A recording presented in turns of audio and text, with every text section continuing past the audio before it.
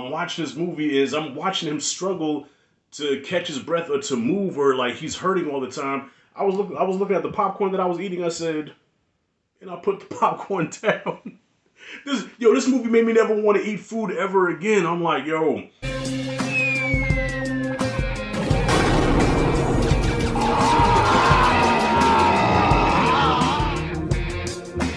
Alright, y'all. So, with my last movie review of 2022, I decided to end it with The Whale.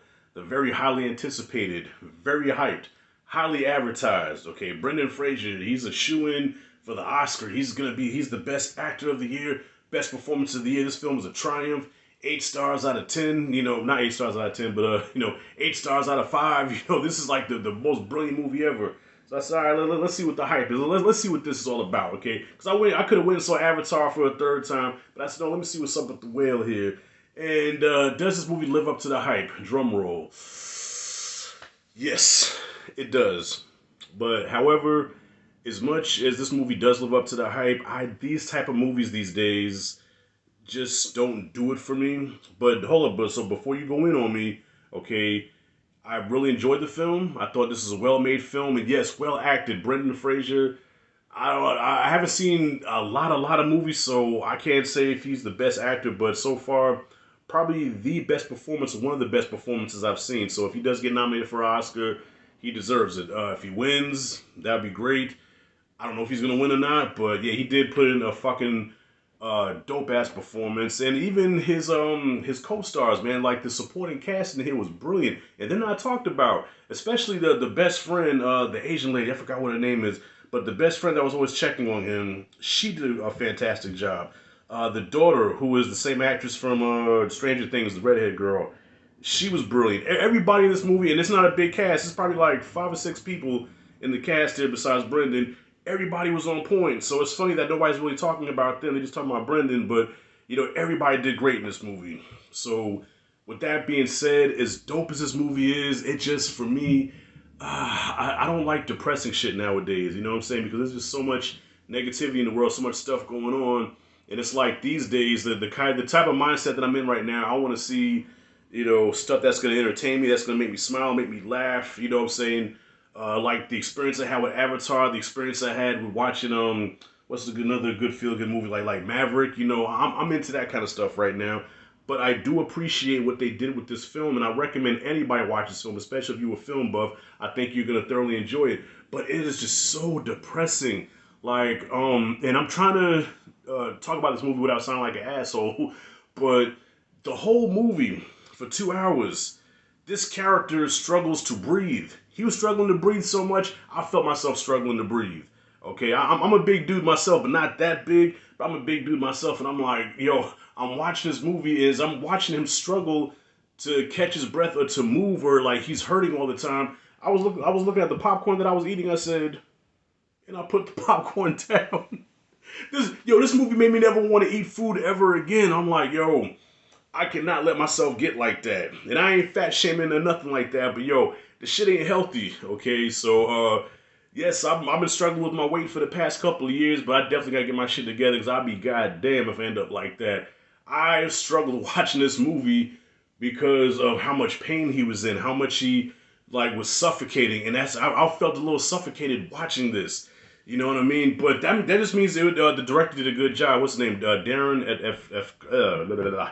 something Efonsky is the same motherfucker that did The Wrestler. Okay, fuck y'all. Sometimes I have problems pronouncing some words.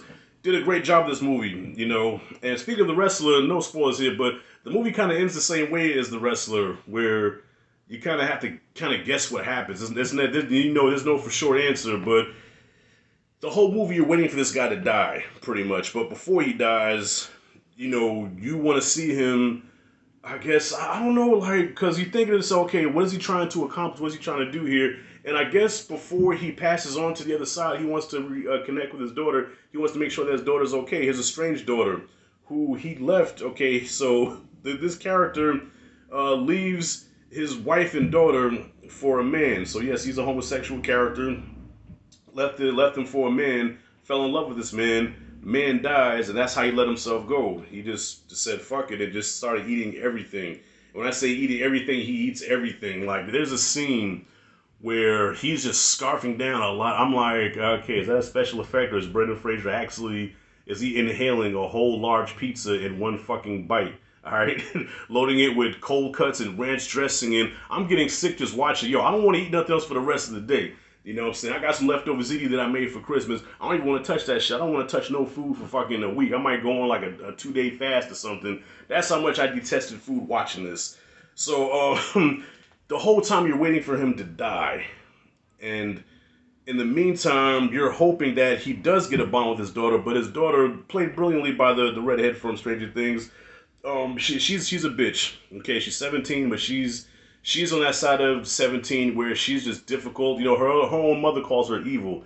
She says she's an evil child. She's, you know, there's no good in her, and even though he abandoned her, he has faith in her. Like, no, no, no, I'm not gonna give up on her.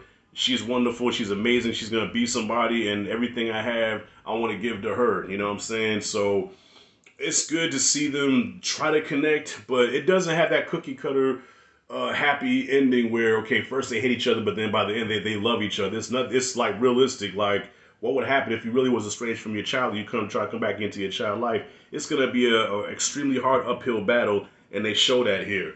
You know what I mean? And even with the best friend, you know, she's like, she takes care of him, but it's a struggle for her because she's watching her friend, somebody that she loves, die a little more every day. So brilliant film, brilliant script. It's just when I left this movie, I felt bad. I felt terrible, you know. But it does end on kind of a high note because it ends on a note where you know the worst is gonna happen, but at the same time, you have the hope of, okay, this character did change. This character does have growth, and this character has an arc where, okay, he's not the same person that he was from the beginning of the film, and that's what you want to see in a film. Okay, so wrapping that up, The Whale gets an A- for me. See, I still gave it an A-. One of the best movies of the year. It's probably gonna make my top 10. Which, by the way, I'm hopping on a live stream today, Cinema Tendency. If I can, I'm gonna leave the description. I'm gonna leave a link in the description to that live stream. It's gonna be Cinema Tendency, myself, Q Reviews, and Jacob Martin. We're gonna be going over our top 10 movies of 2022, and this one I think easily makes that list. But man, it's just a really depressing fucking movie, man. But yeah, with that being said, A- is what I got for The Whale. What do you guys think of it? Do you think the movie's overhyped? Do you think that they're overhyping Brendan Fraser? Personally, I don't think. I think that the hype is worth it. The hype is real, and Brendan Fraser, and along with the other cast, can't forget those. Even though Rashad, you don't even remember the actors' names. I know, motherfucker, but I'm acknowledging them. All right, shut up. The whole cast, brilliant. The director, even though I pronounced his name wrong, brilliant. And that's it, and that's all. Rashad G signing out. Happy New Year. See you in the next video.